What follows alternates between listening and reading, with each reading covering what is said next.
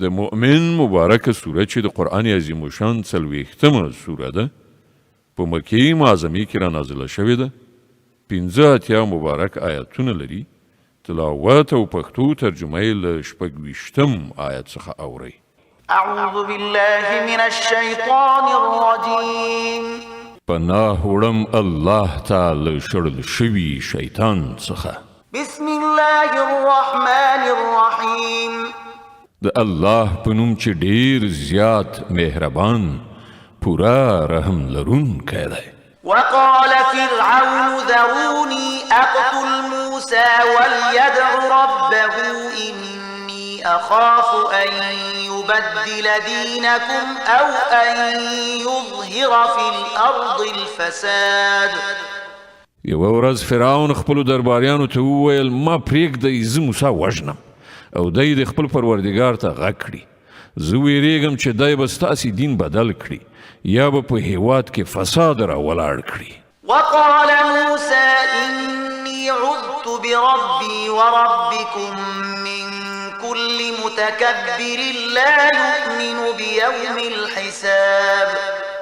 موسی وویل ما خو د هر هغه متکبر په مقابل کې چې د حساب پر ورځ ایمان نه لري خپل پروردګار او ستاسې پروردګار ته پناه وروړې ده. وقال رجل مؤمن من آل فرعون يكتم إيمانه أتقتلون رجلا أن يقول ربي الله وقد جاءكم بالبينات من ربكم وإن يك كاذبا فعليه كذبه وإن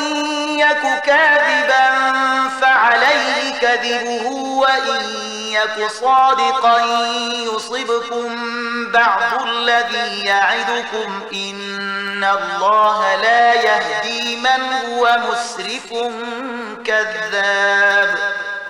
په دې وخت کې له آل فرعون څخه یو مؤمن سړی چې خپل ایمان یې پټ کړی و غږ وکړ تاسې یو سړی صرف په دې اساس وژنئ چې هغه وایي زما پروردګار الله دی په داسې حال کې چې هغه ستاسې د پروردګار لخوا تاسې ته له معجزو سره راغلی. که هغه دروغجن وي نو د هغه دروغ به پخپله پر همغه ور واوړي خو که هغه ریښتونی وي نو د کومو هولناکو نتیجو نه چې هغه تاسې ویروي له هغو نه خو به یو څه پر تاسې ارومرو راشي. الله داسې یو چاته هدایت نه کوي چې له حده تیریدونکی او ډیر دروغجن وي. يا قوم لكم الملك اليوم ظاهرين في الأرض فمن ينصرنا من بأس الله إن جاءنا. قال فرعون ما أريكم إلا ما أرى وما أهديكم إلا سبيل الرشاد. ای زما قومه نن له تاسې سره پاچاهي ده او په ځمکه کې تاسې برلاسي خو که د خدای عذاب پر موږ راغی نو بیا څوک دی چې له موږ سره مرسته وکړای شي.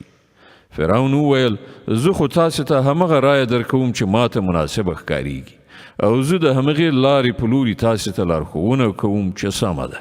وقال الذي آمن يا قوم إني أخاف عليكم مثل يوم الأحزاب مثل دأب قوم نوح وعاد وثمود والذين من بعدهم وما الله يريد ظلما للعباد.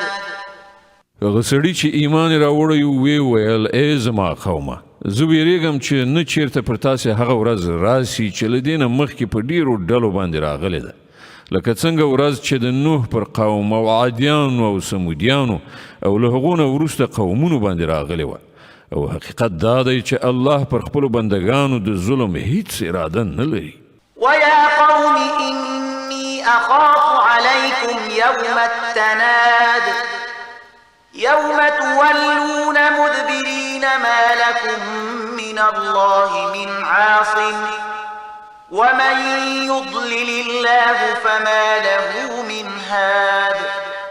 ای قومه زه ویریږم چې نه چیرته پر تاسې د فریاد او سرټکونې ورځ راشي هغه وخت چې تاسې یو بل ته غږ وکړئ او په تیښته وګرځئ مګر په هغه وخت کې به له الله نه څوک ژغورونکی نه وي.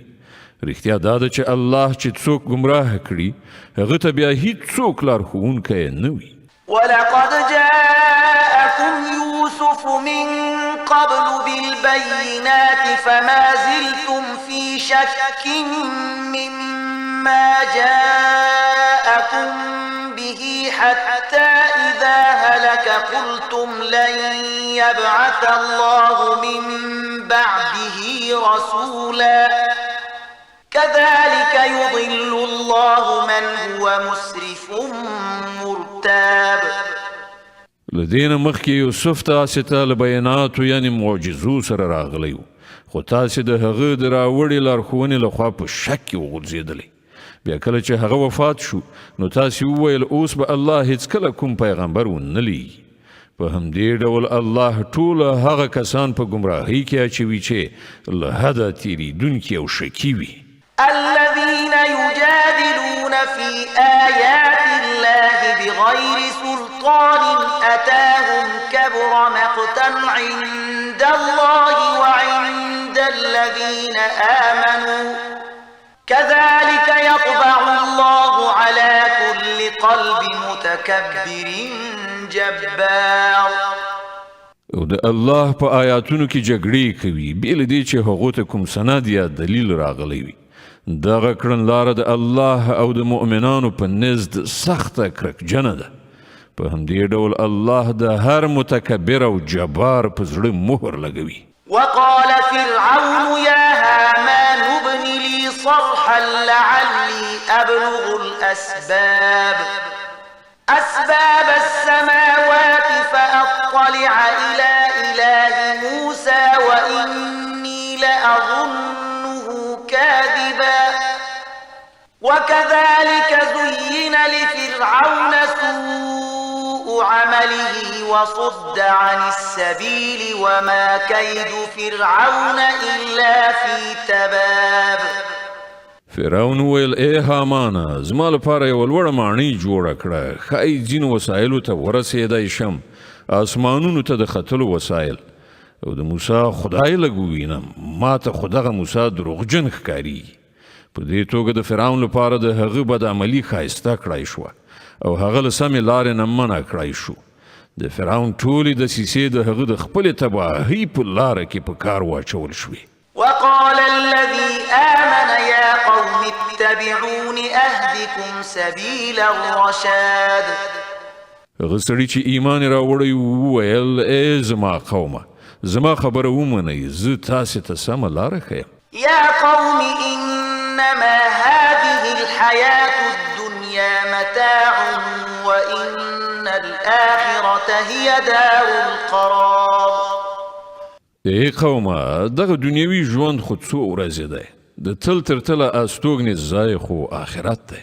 من عمل سيئة فلا يجزى إلا مثلها ومن عمل صالحا من ذكر أو أنثى وهو مؤمن فأولئك يدخلون الجنة يرزقون فيها بغير حساب.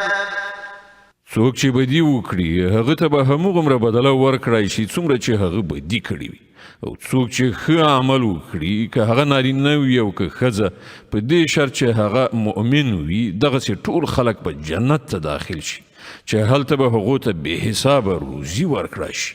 ويا قوم ما لي أدعوكم إلى النجاة وتدعونني إلى النار. ای قومه ښه نو دا څه پیښه ده چې زه خو تاسې د خلاصون خواته رابولم او تاسې ما د اور خواته بولئ. تدعونني لأكفر بالله وأشرك به ما ليس لي به علم وأنا أدعوكم إلى العزيز الغفار.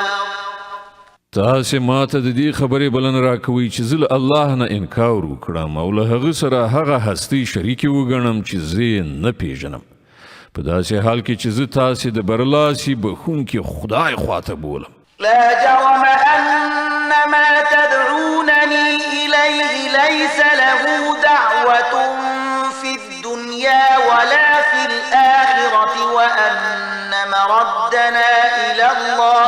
وأن المسرفين هم أصحاب النار. نه حق دا ده او د دې پر خلاف نشي کېدی. د کومه خواته چې تاسې ما بولئ د هغو لپاره نه په دنیا کې څه بلنه شته او نه په آخرت کې، او زموږ ټولو ورګرځېدل فقط د الله خواته دي او له حده تیرې کوونکي اور ته تلونکي دي. فستذكرون ما أقول لكم وأفوض أمري إلى الله إن الله بصير بالعباد. نن چې زه څه وایم ډېر ژر به هغه وخت راشي چې تاسې به هغه در یاد کړئ او خپله معامله زه الله ته سپارم. هغه د خپلو بندګانو د کړو ښه لیدونکی دی.